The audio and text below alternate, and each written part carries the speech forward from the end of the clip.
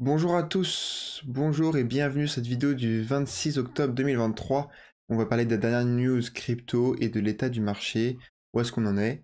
Donc la vidéo s'appelle la SEC, leur dernier souffle. C'est lié aux dernières nouvelles qu'on a eues, on va voir ça tout de suite. Mais avant, comme d'habitude, on commence par la map, la heat map, je sais pas comment on peut l'appeler, mais des cryptos. Donc Crypto Bubble, c'est bien pour avoir vraiment un impact visuel sur le marché que j'avais eu un peu plus de mal à avoir sur TradingView. Bon, tout est rouge, ça se voit quand même. Mais là, sur Crypto Bubbles, on le sent le plus. La majorité des cryptos dans le rouge, c'était absolument normal, hein, c'est ce qu'on avait dit dans la vidéo d'hier. Il fallait que tout le marché récupère et respire des récentes hausses, des grandes hausses qu'il a eues. Donc encore là, c'est rouge, mais je pense que c'est pas encore assez rouge. Il faut vraiment corriger à hauteur de la hausse, donc plus que ça, je pense. Mais les gros dossiers qui ont très bien performé, corrigent plus que les autres, hein, on voit. Stax qui est à moins 8%, Solana aussi ça a super bien performé ces dernières semaines, Chainlink pareil, une sortie du range, donc moins 7% c'est absolument normal. Et, euh, et c'est bien, il faut apprendre à aimer. Moi, mais du coup, grâce au bear market, j'ai appris à aimer le rouge. Faut pas que ça dure trop longtemps, parce que là, avant le dernier pump, on va dire, bah, au bout d'un moment, l'espoir, il y en a de moins en moins, mais il faut toujours être convaincu, hein. Et c'est toujours du bien de voir à quoi ça ressemble des journées de vert et de pump bien méchants. Mais le rouge, c'est là où on fait les plus grosses opportunités. C'est comme, enfin, ça représente des crises. C'est là où on a les meilleurs prix. C'est là où tout le monde vend. Et en fait, le sang, le rouge, c'est là où vraiment, en tant qu'investisseur, on doit limite plus se réjouir que le vert, quoi. Donc voilà, donc là, on a eu 2 ans pour faire tout ça. C'est pour ça, là, quand je vois cette map-là, je me dis que vraiment, c'est tant mieux, quoi. Les tokens, on a vu quels tokens se comportaient bien suite à une bonne dynamique de marché, etc. On a eu plus d'informations grâce au dernier pump, et on a des prix qui sont plus abordables que la veille. Donc il faut vraiment apprendre à apprécier le rouge. Voilà, donc au niveau des volumes, c'est toujours plus élevé que ça ne l'était il y a environ 2 semaines. C'est bien, c'est-à-dire que le marché renaît un petit peu, il y a plus d'activité, il y a plus de volume. Voilà, tout le mois de septembre c'était vraiment plutôt plat, c'était vraiment faible comme volume. Là, autour des 20 milliards pour Bitcoin, 11 milliards pour Ethereum, c'est bien. Ethereum, en termes de proportion, est plus élevé par rapport au volume. Et comparé à d'habitude, il est plus haut, donc il y a plus de volume sur Ether que Bitcoin, en comparaison à d'habitude, j'essaie de dire. On va voir qu'il a essayé de pump tout à l'heure, j'ai fait close mon trade, etc. Mais il a rechuté un petit peu, il était en train de casser sa résistance. J'ai pas regardé le graphique depuis, donc on va aller voir tout ça ensemble. Avant ça, on va parler un peu des news. Donc la SEC, qu'est-ce que j'ai dit, leur dernier souffle.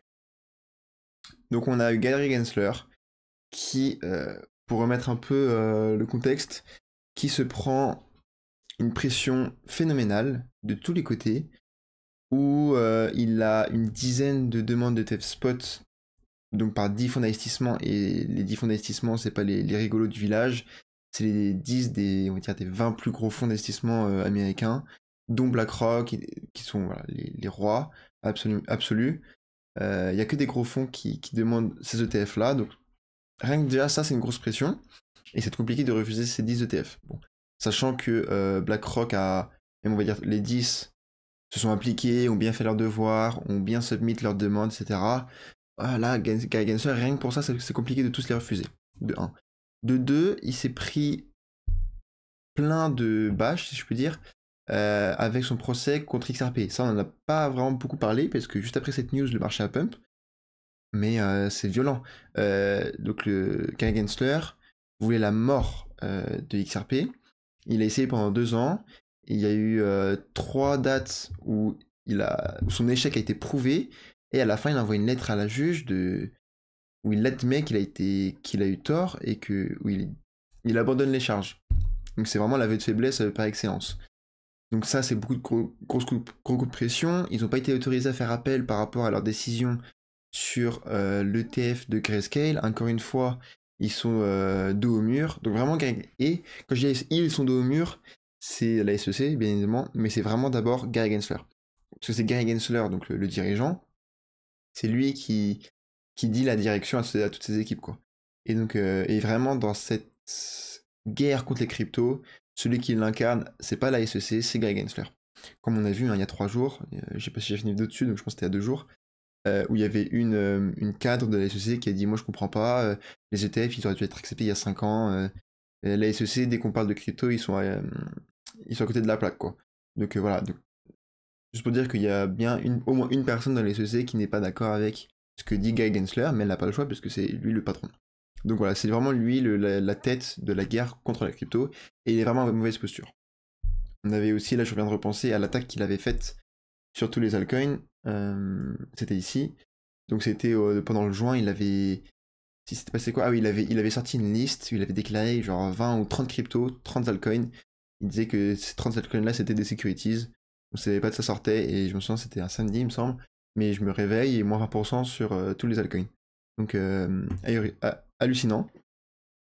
Bref, donc ça pour une grosse remise en contexte. Et on sait pas pourquoi.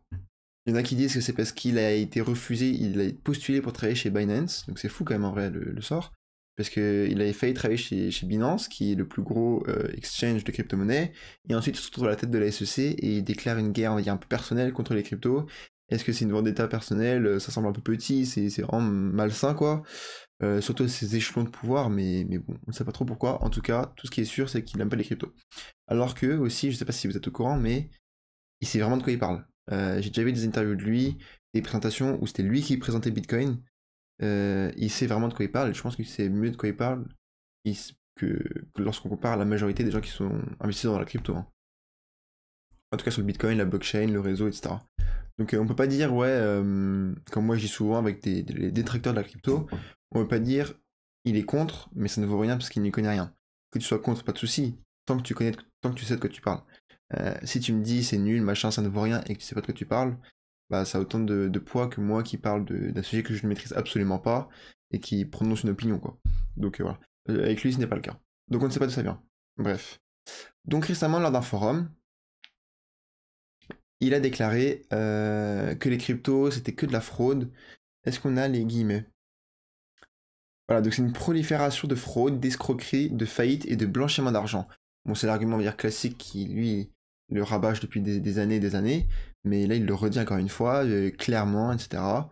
Bien que de nombreuses entités dans cet espace prétendent opérer en dehors des réglementations, livre du white paper de Satoshi Nakamoto. Bon, en gros, il dit, tout ce qu'on a dit là, hein, c'est que des fraudes, que du blanchiment d'argent, il faut absolument que je le régule. Ce qu'il a déjà, donc en vrai, l'argument, il a déjà dit 15 000 fois. Mais ce que je trouve bizarre, c'est que là, il dit ça à un forum où il a pris la parole. C'est un forum classique, on va dire. Et je pense pas que celui de la crypto soit là où il a été le plus attendu. Donc ça ne me surprendrait pas que ce soit lui qui l'a amené sur la table. Et ça me fait penser à il y a 2-3 semaines où il apparaissait devant, il me semble, des membres du Congrès américain. J'ai essayé de retrouver l'extrait, je l'ai pas retrouvé, mais ça se retrouve. J'ai cherché vite fait. Où on lui demandait, Gary Gensler, est-ce que vous pouvez me dire si... on parlait du Bitcoin. Si le Bitcoin c'est une securities ou une commodities. Et il dit ouais, je sais pas, machin. Bon, est-ce que le Bitcoin c'est une securities? Et il dit ni oui, ni non, il tergiverse, etc. Et les membres du Congrès américain étaient plutôt violents, verbalement violents avec lui, en disant ouais, vous faites que tourner autour du pot, ça veut rien dire ce que vous me dites, je vous demande juste une question, oui ou non. Et clairement, le mec, il faisait vraiment pas le malin devant eux, il arrivait rien à dire, il faisait très attention à ce qu'il disait, et il a vraiment passé un sale quart d'heure. Et donc là, 3 semaines après, il fait le coq à un forum, en s'attaquant comme ça gratuitement aux cryptos, alors qu'il y a 2 semaines, on lui demandait des explications sur tous ses actes, et il y avait aucune explication. Très bizarre. Donc à la fin, on peut se demander, est-ce que j'ai pas une autre news à vous faire passer en attendant que je parle, je vais dire dans le vide, mais non, j'espère ne pas parler dans le vide. J'ai que celle-là sur l'ETF, bon tant pis, au moins vous la connaîtrez par cœur. Que voulais-je dire? Je ne sais plus. Bon, tant pis. Donc voilà, il arrive une fois de plus le débat sur la réglementation du secteur. Ah oui, donc je voulais dire ça, voilà. Il y a pas mal de monde, et en vrai c'est pas con de se dire Guy Gensler c'est une marionnette. Le mec il sait de quoi il parle, il sait qu'il a tort, il sait que c'est con ce qu'il fait. Il est le seul, il doit être le seul même dans son agence à être aussi radicalement opposé aux crypto-monnaies. C'est la risée du gouvernement américain, hein, dans la finance. Donc la société n'a pas une belle image en grande partie à cause de lui. Et en fait on peut se demander si ce n'est pas tout simplement une marionnette que certains market makers utilisent tout simplement pour manipuler le cours du Bitcoin. Parce que regardez, le marché est haussier, lorsqu'il avait déclaré sur les altcoins que c'était la guerre, etc., il s'était passé moins 20% sur tous les altcoins. Ok. Bon, et puis ensuite, moi si j'ai de l'argent et si je sais je savais que ça allait faire ça, bah je peux acheter ici, hein. Et là, pareil, encore une fois, dans un congrès, ou c'est pas quoi, un forum, là, il attaque tout de suite les cryptos. Bon, la baisse n'est pas liée forcément que à lui, parce que, comme je dis au début, le marché faut qu'il digère bien, etc. Mais le lendemain, encore une fois, après sur le Bitcoin, ça n'a pas trop marché quand même. Quand on parle de market maker, c'est quand même plus sur le Bitcoin, sur les grosses capitalisations dans la crypto, c'est le Bitcoin. Bon, il y a une petite baisse parce que ça ne fait plus trop d'effet. Le marché sait que Gary Gensler n'aime pas les crypto-monnaies, etc. Mais on se demande quand même, c'est bizarre que le mec reçoive autant de pression et qu'il continue son entêtement en fait. Moi je pense qu'il va sauter. Si, si ce n'est pas avant 2024 et avec lorsqu'il y aura un nouveau président qui voudrait faire table rase et changer le président de la SEC, ce qui serait normal. Franchement, ça peut arriver avant. Et forcément, lui, il le sait, hein, c'est le principal concerné, il le sent, il le sait, ça se sent quoi. Et malgré tout, il continue quand même. Donc ça se trouve, il se dit, tant pis, je sais que je vais me faire virer, et je sais pas qui doit lui dire de mener cette guerre contre les cryptos, mais en tout cas, il le fait. Mais bon, le marché, comme j'ai dit, l'a déjà pricé, c'est une toute petite baisse, et je pense vraiment que Gary Gensler, sa déclaration, une infime, euh, que cette baisse n'est pas due à la déclaration de Gary Gensler. Je passe tellement de temps, je pars tout seul, hein, mais je passe tellement de temps sur une seule news, en fait, il y a tellement de choses à dire, c'est bien, mais là, je me rends compte que je viens de passer qu'une seule page de news, quoi. Heureusement que je n'ai pas 7 devant moi, parce que sinon, la vidéo, c'est un podcast. Donc bref, ETF Bitcoin, on a un autre article du journal du coin. Journal que je regarde un peu moins quand même, généralement je regarde plus Cointelegraph, Cryptost, j'aime bien. Cointelegraph aussi, bon il y a eu le bad buzz, la fake news, etc. On l'a très vite enterré, je sais pas où ils en sont, mais j'aime bien comment ils relaient les informations. Et on a celle-là aussi, donc cette information-là, une prédiction de 74% de hausse pour Bitcoin au bout de 1 an après l'acceptation de l'ETF Bitcoin. Possible, et en vrai je suis plutôt d'accord avec cette estimation-là. Ça amènerait un Bitcoin à, je l'ai vu tout à l'heure, voilà, à 47 000 $. Et on se dit, si un ETF est accepté dans cette fin d'année 2023, on va dire décembre, novembre, c'est pas quand novembre-décembre, ça fera novembre-décembre 2024, début de bull run, un Bitcoin à 45-50 000, je trouve que c'est vraiment pas déconnant, c'est même plutôt réaliste. Et ils sont basés sur l'approbation de l'ETF de l'or, pour faire cette estimation-là, lorsque, je sais pas si vous avez déjà vu le graphique en tête, hein, mais lorsque l'or avait un coût stable, on va imaginer, voilà, ça c'est le cours de l'or. Ici, il y a l'approbation de l'ETF du premier ETF sur l'or, et vraiment ensuite, le graphique, il a fait vraiment comme ça. Bon, après là, c'est 10 ans par 10 ans, peut-être année par année, on va dire. Mais le changement, il a été vraiment radical et il s'est vraiment senti, quoi. Et il y a des raisons de penser que sur le Bitcoin, ça se passe absolument la même chose, et eux, c'est ce qu'ils semblent penser. Et on va dire que c'est logique, évidemment, parce que nous, il faut prendre les informations qu'on nous donne, et il faut aussi les traiter à notre sauce, et les interpréter comme on le veut, comme on le pense. C'est simplement vrai, c'est simplement logique. Ça nous ramène à ça. 80% de la richesse aux États-Unis n'a pas accès à la possibilité d'acheter du Bitcoin. Et c'est pour ça que alors l'ETF augmentera la demande, oui, mais la demande existe déjà, mais juste elle ne peut pas, on va dire, se faire ressentir. Mais en gros, oui. Et donc c'est pour ça que la présence d'un ETF amènera de l'équité sur le Bitcoin et voilà, augmentera la demande, comme il le dit. Mais c'est vrai parce que logiquement, qui a beaucoup d'argent, c'est pas Madame Michu, c'est les fonds d'investissement, les fonds de pension, les institutionnels, quoi, tout simplement. Et beaucoup pensaient que le bull run des institutionnels, c'était le bull run 2021. Moi, je ne pense pas. Je n'y étais pas, mais de ce que j'ai vu après, ça m'a pas l'air comme tel. Je pense que le prochain, ce sera le bull run des institutionnels. Là, on peut dire, on a plutôt confiance quand même là-dessus, avec tous les ETF, etc. Et peut-être, en vrai, si on se mouille un peu, on essaie de prendre un peu de risques, celui d'après, je pense qu'il y aura encore un deuxième cycle, en tout cas, je l'espère, mais ce sera le cycle des États. Où là, ça va être les institutionnels, ça va amener beaucoup de liquidités et ça va être un tournant décisif sur le marché des cryptos, donc 2024-2025. Ensuite, bien market, parce que c'est la psychologie humaine, ça ne changera jamais. Je lisais un livre cet été et c'est absolument vrai.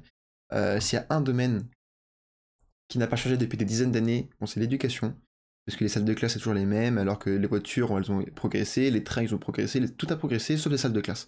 Avant, bref, débat parallèle, voilà. Ce sont les salles de classe et le mindset dans l'investissement. Parce qu'on peut se dire, avant, bah, aujourd'hui, vous l'avez le graphique la bull run de crypto, voilà, l'euphorie, le bear market, etc.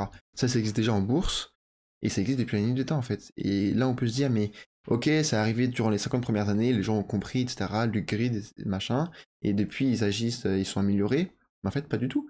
Parce que à chaque fois c'est des nouveaux investisseurs qui arrivent, faut toujours se prendre des murs et des murs dans la tête pour devenir un peu aguerri, pour devenir un peu sain. Euh, et la mentalité dans l'investissement n'a jamais progressé depuis que les marchés financiers existent. Donc moi je pense qu'il y aura encore un bear market après ce bull run, parce que c'est la psychologie humaine, c'est comme ça, même en bourse il y a des bear markets, voilà, alors que ça existe depuis très longtemps. Et le bull run d'après, moi ouais, c'est juste de me mouiller, je me dis pourquoi pas. En vrai ce serait intéressant de développer cette idée sur une vidéo, pourquoi pas. Mais pourquoi pas le bull run des pays, où on a des pays un peu plus importants que le Salvador qui vont utiliser cette monnaie comme monnaie officielle, nationale, afin de battre l'inflation, afin de voilà, d'épargner de l'argent, investir là-dedans, etc. Il peut y avoir le Mexique, le Brésil, des pays qui sont déjà un peu plus gros que le Salvador. Et peut-être donc le prochain bull run, on parle dans 7-8 ans. On peut commencer à parler peut-être l'Italie, la Grèce. On parle quand même là commence de grandes puissances. Donc voilà moi, mes prédictions, je reviendrai dans 7 ans, peut-être là-dessus. Donc ça pour dire, voilà, l'ETF en vrai c'est 100% sûr. Et pour ça va augmenter à long terme la valeur du Bitcoin. Ça va amener la liquidité et ça veut pas être négatif en fait. Si la majorité des institutionnels n'en veulent pas, on ne sait pas pourquoi, et bah tant pis ils achètent pas, ça va pas le faire chuter non plus. Mais moi je vous le dis, ils vont en vouloir, parce que c'est la classe d'actifs qui a le mieux performé au monde depuis 2023 par exemple, et depuis les dernières décennies aussi. Ils vont en vouloir, et c'est eux qui ont l'argent. Et peut-être qu'au moment même, ça va être un sell the news, on n'en sait rien. Pour une semaine, ça va chuter, tout le marché va rien comprendre, on sait pas. En tout cas, un an après le bull run, un an après l'approbation de l'ETF, et en plus il y aurait le halving, moi je me mets, je mets beaucoup à couper, peut-être un doigt à couper que le Bitcoin vaudra plus que un an auparavant. Ok, il se passe un truc bizarre. Voilà, et du coup, moi j'agis aujourd'hui en conséquence. C'est-à-dire que j'investis de l'argent, il faut, l'impératif, il va falloir que un an ou 2 ans après l'approbation de l'ETF Bitcoin, un an, 2 ans après le halving, un Bitcoin vale plus qu'un Bitcoin d'aujourd'hui. Donc bref. Raison de plus, autre chose de plus qu'on disait sur la SEC et les ETF Bitcoin, sur notre JP Morgan, bon, il parle souvent maintenant, je sais plus trop quoi en penser, mais bon, quand même. Une nouvelle bataille juridique sur la question de l'approbation des ETF Bitcoin n'est pas quelque chose que la SEC serait prête à affronter à nouveau. Il dit que voilà, si la SEC rejette les ETF, c'est clairement il se tire une balle dans le pied. Passons maintenant sur l'analyse graphique. Donc, comme il a dit dès le début, tout est rouge. Le Bitcoin, on se fait rejeter sur une grosse résistance. C'est dommage, j'ai voulu la shorter, mais trop tôt, en fait, trop tôt. J'ai pas encore assez bien compris que lorsqu'on arrive à comme ça, c'est très bien qu'on consolide et ensuite on prend une décision. Moi, dans ma tête, on allait faire comme ça, un pic et tout de suite redescendre, un pullback, machin. Non. Il faut un moment de consolidation, le marché ne sait pas où il va, un marché de neutre, quoi. Donc je l'ai shorté, je me suis fait prendre mes 2-3 derniers shorts, ils se sont fait prendre malheureusement. C'est des petits montants comparé au capital, hein, mais... Et donc bon, ça fait trop, donc j'abandonne, tant pis. J'arrête de perdre de l'argent, même si là c'est très probable que Bitcoin revienne vraiment retester la zone des 31 000. C'est vraiment quasiment sûr, hein, ce serait sain. Les RSI sont tous en surchauffe. Ils commencent à l'être, en tout cas en daily ils le sont. En daily ils l'est et en weekly aussi. Donc voilà, rien de neuf sous le soleil. On a la Bitcoin dominance qui tape des plus hauts depuis C'était quoi? Bah, depuis le bull run. 13 avril 2021, ça fait très longtemps. Mais c'est bien. Les gens le voient mal, parce que moi aussi je m'attendais. Pour dire, j'ai vendu mes bitcoins, moi, pour acheter des altcoins. Ici.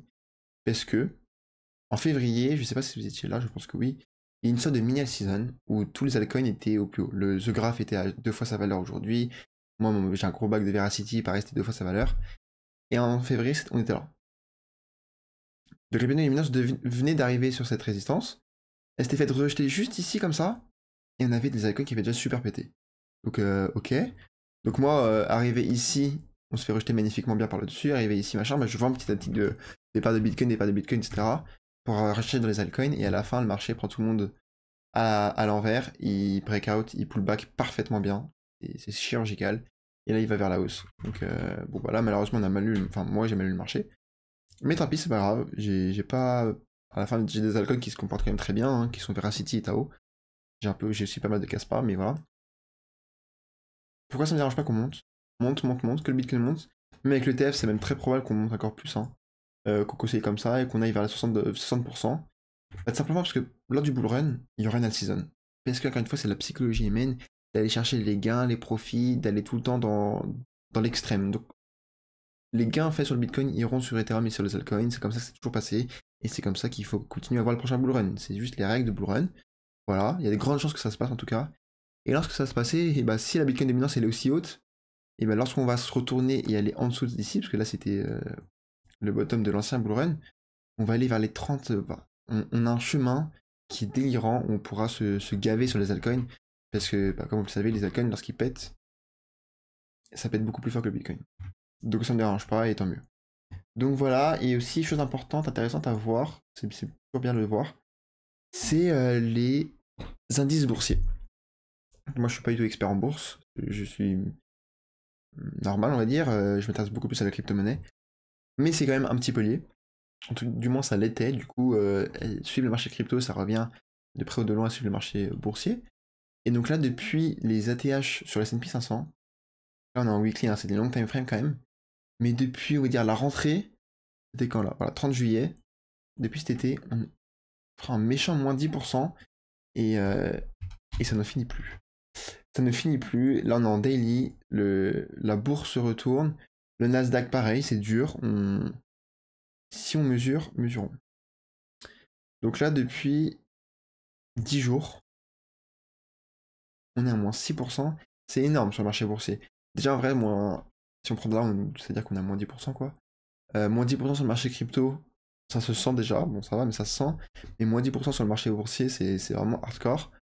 C'est compliqué. C'est principalement dû aux GAFAM qui ont des séances complexes, et c'est sans doute les marchés qui sont en train de pricer une récession des États-Unis.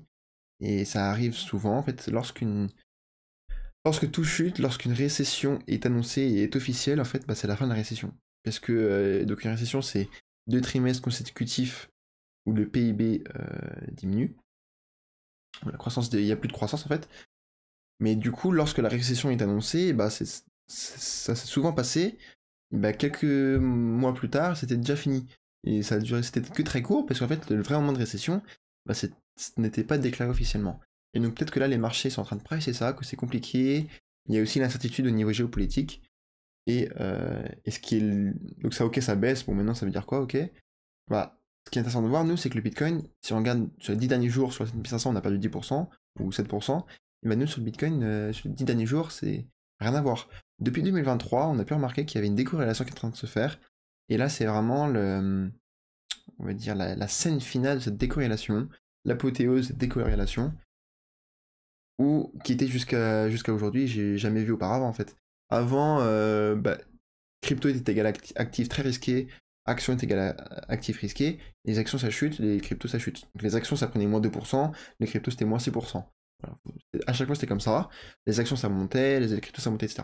Mais là, depuis 10 jours, le Bitcoin fait sa route, indépendamment des actions et indépendamment du dollar. Alors qu'avant c'était vraiment, je sais pas si on peut dire ce mot, mais linéaire. Je regardais le marché des actions, je pouvais vous dire le graphe du Bitcoin, voilà. Vous avez compris. Et donc là, ce n'est plus le cas, et c'est bien, c'est-à-dire que le Bitcoin est en train de répondre à ce pour quoi il a été créé, c'est une réserve de valeur.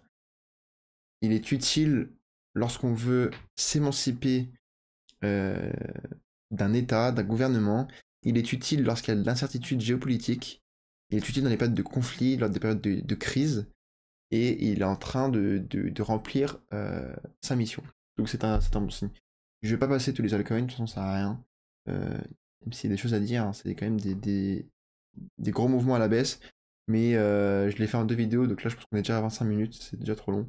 Et je vous dis à très bientôt. Merci beaucoup à ceux qui regardent les vidéos.